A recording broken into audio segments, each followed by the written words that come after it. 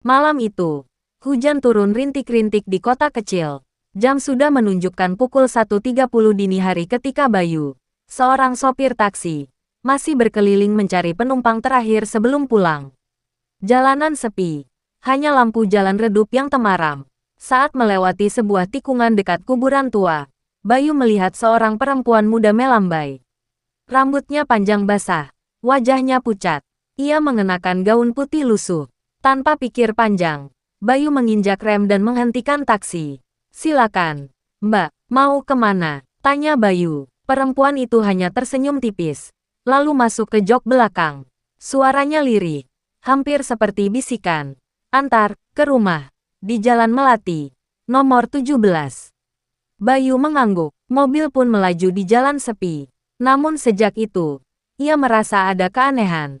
Spion tengah tak menampakkan bayangan si penumpang. Jok belakang kosong, padahal ia bisa mendengar napas pelan di telinganya.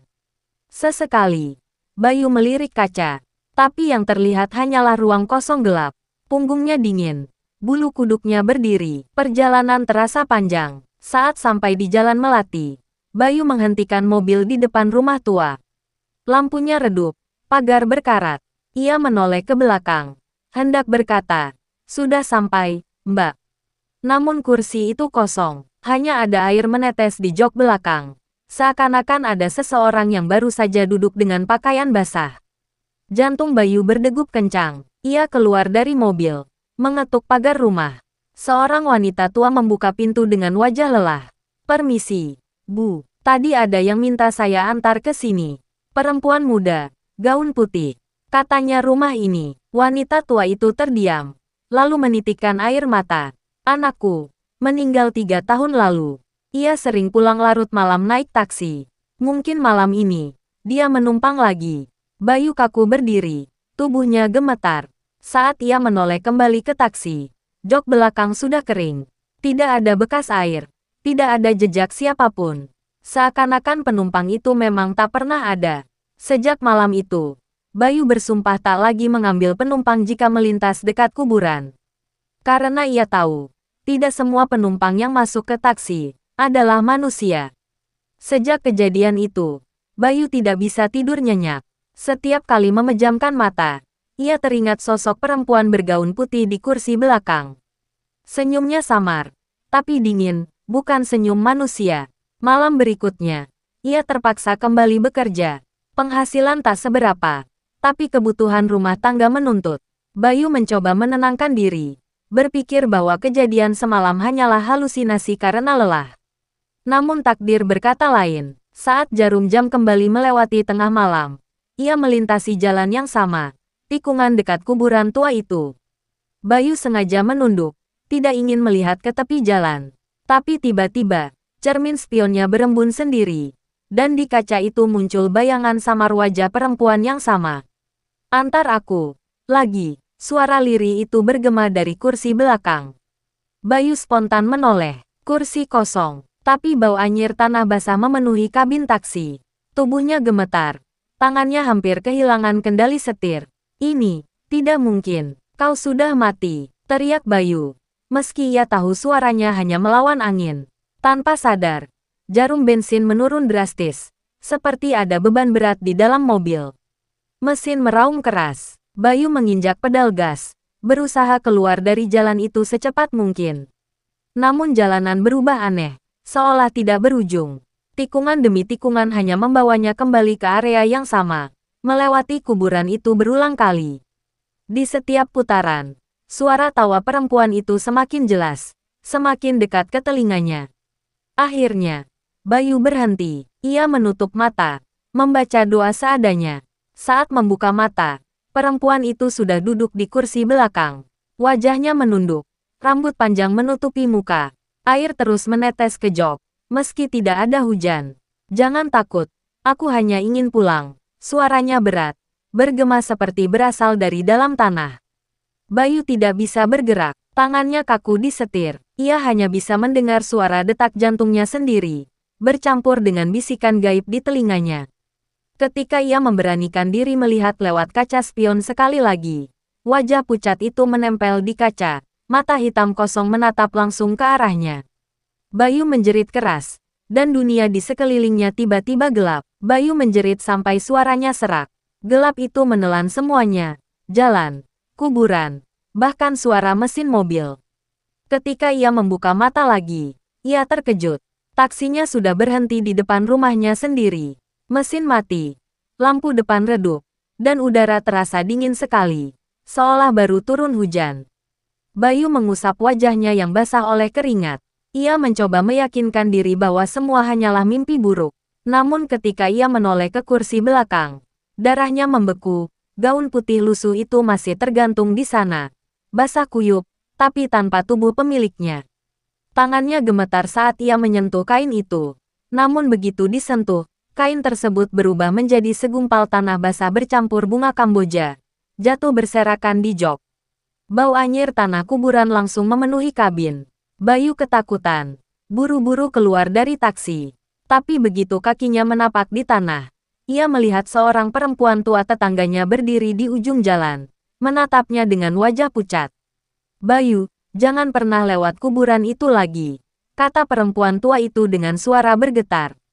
"Yang kau bawa malam ini, memang sering ikut siapa saja yang lewat." Bayu hanya bisa terdiam. Tubuhnya kaku. Sementara di balik kaca taksi, samar-samar terlihat bayangan perempuan bergaun putih duduk lagi di kursi belakang. Menunduk, menunggu. Sejak malam itu, Bayu berhenti menjadi sopir taksi malam. Karena ia tahu, jika terus bekerja, cepat atau lambat penumpang gaib itu akan kembali menumpang. Dan mungkin kali berikutnya, ia tidak akan pernah bangun di depan rumah lagi. Sejak malam itu, Bayu tidak pernah bisa tidur nyenyak. Ia sering terbangun sekitar jam 1.30 dini hari, tepat di jam ketika ia pertama kali menjemput penumpang gaib itu.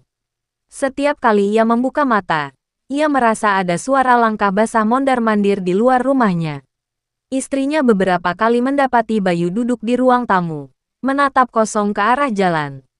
"Ada apa, Mas? Kenapa setiap malam begini?" Bayu hanya menggeleng, tak sanggup menceritakan semuanya. Namun gangguan itu makin menjadi.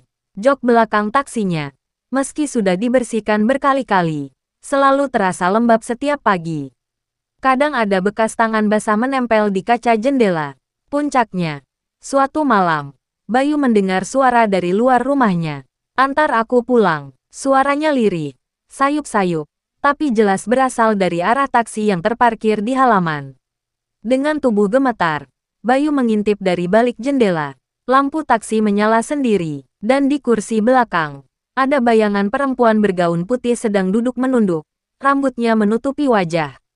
Bayu hampir pingsan. Ia berlari ke kamar, meraih istrinya, dan memaksa mereka segera pindah rumah. Namun, saat hendak meninggalkan halaman, istrinya justru menatap heran. "Mas, siapa yang duduk di kursi belakang? Bukankah itu penumpangmu?" Bayu menoleh cepat. Kursi belakang kosong, tapi dari kaca spion luar, jelas sekali terlihat wajah pucat itu sedang menempel di kaca, menatap mereka berdua dengan senyum menyeramkan. Bayu sadar, sekalipun ia berhenti jadi sopir taksi, penumpang itu sudah menempel padanya. Bukan lagi soal kuburan atau jalan sepi, penumpang itu sudah ikut pulang. Malam itu, setelah istrinya melihat bayangan di kaca spion, Bayu benar-benar panik. Ia dan istrinya masuk ke rumah, mengunci semua pintu dan jendela. Namun suasana justru semakin mencekam. Dari arah halaman, terdengar ketukan kaca mobil, pelan tapi teratur. Tok, tok, tok, seperti seseorang yang ingin masuk. Ketukan itu lama-lama berpindah, dari kaca taksi, ke jendela ruang tamu, lalu ke pintu depan. "Mas, dia nyari kita," bisik istrinya sambil memeluk Bayu erat-erat. Bayu mencoba berdoa keras-keras, namun tiba-tiba lampu rumah berkedip-kedip, lalu padam total. Rumah gelap gulita. Dalam kegelapan itu, terdengar suara pintu ruang tamu berderit terbuka sendiri. Dari arah pintu, muncul bau tanah basah dan bunga Kamboja. Lalu suara lirih itu kembali terdengar, lebih jelas dari sebelumnya. "Antar aku pulang." Ketika kilat menyambar di luar, sekejap terlihat sosok perempuan bergaun putih itu sudah berada di dalam rumah, duduk di kursi ruang tamu, menunduk dengan rambut menutupi wajah. Air terus menetes dari tubuhnya, membasahi lantai. Istri Bayu menjerit, tapi suaranya seolah lenyap ditelan keheningan. Bayu hanya bisa mematung, tak sanggup bergerak. Perempuan itu perlahan mengangkat wajahnya. Matanya hitam pekat, mulutnya sobek lebar sampai ke telinga. Ia tersenyum mengerikan sambil mengulurkan tangan yang dingin ke arah Bayu. Kalau kau tak mau antar aku pulang, suaranya berubah berat, bergema di seluruh ruangan. Maka aku akan tinggal di sini, selamanya. Dan sejak malam itu, rumah Bayu tak pernah sama lagi. Tetangganya sering mendengar suara pintu mobil terbuka sendiri, suara perempuan tertawa lirih di malam hari. Dan kadang, ada yang melihat taksi Bayu melaju pelan di jalan sepi tanpa sopir di dalamnya. Hanya seorang penumpang bergaun putih yang duduk menatap kosong ke depan. Beberapa minggu setelah kejadian itu, Bayu benar-benar berhenti menarik taksi. Ia lebih banyak mengurung diri di rumah, meski setiap malam tetap mendengar suara pintu mobilnya terbuka sendiri. Istrinya semakin ketakutan. Anak mereka yang masih kecil bahkan pernah berkata polos, "Bu, tadi ada mbak cantik duduk di ruang tamu. Dia ajak aku main di mobil." Sejak mendengar itu, Bayu makin yakin roh perempuan itu belum pergi. Ia mencoba memanggil seorang ustaz ke rumah. Saat ustaz datang dan melihat langsung taksinya, wajah ustaz itu mendadak pucat. "Ada yang ikut denganmu. Dia meninggal tidak wajar." Arwahnya gelisah. "Dia memilihmu sebagai pengantar terakhir." Ustaz membaca doa-doa dengan keras. Tapi di tengah bacaan, taksi Bayu bergetar hebat. Alarm berbunyi sendiri. Lampu depan menyala berkedip-kedip. Dari dalam kabin, terdengar suara teriakan panjang perempuan. "Aku belum pulang." Tiba-tiba kaca belakang pecah, menyemburkan bau anyir tanah.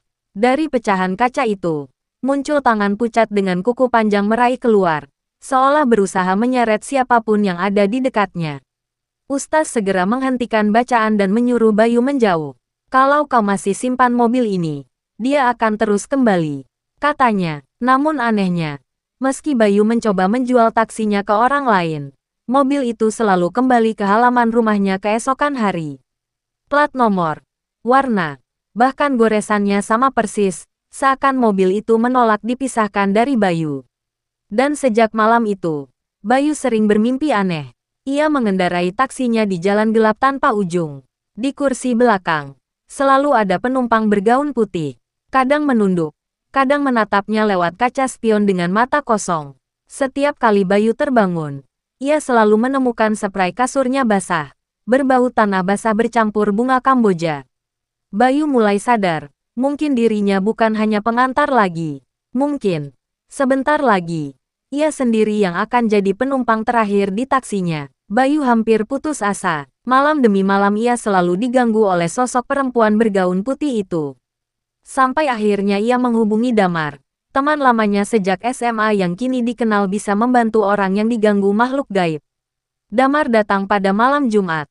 Tubuhnya kurus, wajahnya tenang, dan matanya tajam seolah bisa melihat sesuatu yang tak kasat mata. Begitu menatap taksi Bayu, ia langsung bergumam pelan. "Benar, ada yang menempel. Dia bukan sekadar penumpang. Dia terikat dengan mobil ini. Dan denganmu." Bayu gemetar. "Apa yang harus aku lakukan?" "Mar, aku sudah mencoba semua cara. Dia selalu kembali." Damar mengangguk, lalu membawa beberapa benda, dupa, air doa, dan sehelai kain putih. Mereka menunggu hingga lewat tengah malam. Karena menurut Damar, saat itulah roh itu paling kuat muncul. Tepat pukul 1.30, angin berhembus dingin. Lampu halaman berkedip-kedip. Tiba-tiba pintu taksi terbuka sendiri, dan bau tanah basah langsung menyelimuti mereka. Dari kursi belakang, terdengar suara lirih. "Antar aku pulang." Bayu mundur ketakutan. Tapi Damar tetap berdiri tegak. Ia menyalakan dupa dan mulai membaca doa dengan suara lantang. Seketika, sosok perempuan itu muncul di jok belakang. Lebih jelas daripada sebelumnya. Rambut panjang, wajah pucat, mata hitam kosong. Ia menunduk, lalu perlahan mengangkat kepalanya, menatap lurus ke arah Damar. "Dia, milikku," bisiknya dengan suara bergetar. Bayu hampir jatuh saking takutnya. Tapi Damar tidak goyah. Dengan tenang ia menjawab, "Kalau kau benar ingin pulang, lepaskan ikatanmu dari mobil ini." Jangan bawa sahabatku ikut bersamamu. Roh itu menjerit panjang. Kaca jendela retak, dan lampu rumah sekitar ikut padam. Bayangan hitam keluar dari tubuh perempuan itu, berusaha melilit Bayu. Namun Damar segera menepukkan kain putih itu ke arah sosok tersebut. Dan anehnya kain itu langsung basah oleh tanah bercampur darah. Suara jeritan berhenti. Perempuan itu menatap Bayu untuk terakhir kali. Dengan tatapan sedih, bukan lagi menyeramkan. Melainkan seperti seseorang yang rindu pulang. Lalu perlahan tubuhnya memudar. Hilang bersama angin malam. Dupa padam. Suasana hening. Bau tanah pun ikut lenyap. Damar menoleh pada Bayu. Sudah selesai. Tapi ingat, Yu, jangan pernah lewat jalan itu lagi. Kau beruntung masih bisa kembali. Orang lain mungkin tidak seberuntungmu. Bayu menitikkan air mata. Malam itu ia merasa beban besar yang menghantui hidupnya akhirnya terlepas. Namun di dalam hatinya, ia masih dihantui satu pertanyaan. Benarkah roh itu sudah pergi? Atau hanya menunggu kesempatan lain untuk menumpang lagi? Beberapa hari setelah ritual bersama Damar, hidup Bayu mulai terasa normal kembali. Jok belakang taksinya sudah tidak lembab, tidak ada lagi bau tanah basah, dan malam-malamnya kembali tenang. Namun, ketenangan itu hanya sementara. Suatu pagi, saat Bayu hendak membersihkan mobil, ia menemukan setangkai bunga Kamboja segar tergeletak di kursi belakang. Padahal semalam ia sudah memastikan jok itu kosong. Bayu mencoba menyingkirkan bunga itu, tapi anehnya, setiap kali ia membuangnya ke tong sampah, bunga itu selalu muncul kembali di kursi belakang keesokan harinya. Ia pun menceritakan hal ini kepada Damar. Damar terdiam lama, lalu berkata pelan, sepertinya ikatan itu belum sepenuhnya hilang. Bukan lagi roh yang menempel, tapi jejaknya. Mungkin dia masih menunggu sesuatu. Malam harinya, Bayu bermimpi. Ia kembali berada di jalan gelap tanpa ujung, mengemudi taksinya. Kali ini kursi belakang kosong, namun di kaca spion, ia bisa melihat bayangan samar perempuan itu duduk menunduk. Tidak jelas, hanya siluet putih. Ketika ia terbangun, jantungnya berdegup kencang. Di meja samping ranjang, ia menemukan kunci taksinya tergeletak sendiri. Padahal tadi malam ia ingat betul meletakkannya di ruang tamu. Bayu sadar, roh itu mungkin sudah tidak ikut bersamanya. Tapi ia meninggalkan tanda atau pesan. Pesan yang belum terjawab. Siapa sebenarnya perempuan itu? Kenapa ia hanya memilih Bayu sebagai pengantar? Dan apa yang sebenarnya ia maksud dengan pulang? Bayu menatap taksinya dari balik jendela. Dalam pantulan kaca mobil, ia sempat melihat sekilas. Sosok perempuan bergaun putih berdiri di belakang mobil, tersenyum tipis. Sekejap mata ia hilang, tapi Bayu tahu, kisah ini belum benar-benar berakhir.